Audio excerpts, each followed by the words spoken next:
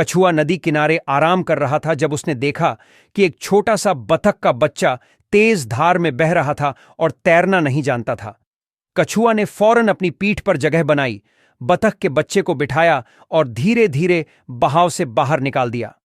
कुछ समय बाद जब कछुआ एक चट्टान से फिसलकर गहरी खाई में गिरने ही वाला था, तो वही बतख ऊंची उड़ान भरकर पास के पक्षियों को बुलाया और सभी मिलकर कछुए को बचाने में मदद की।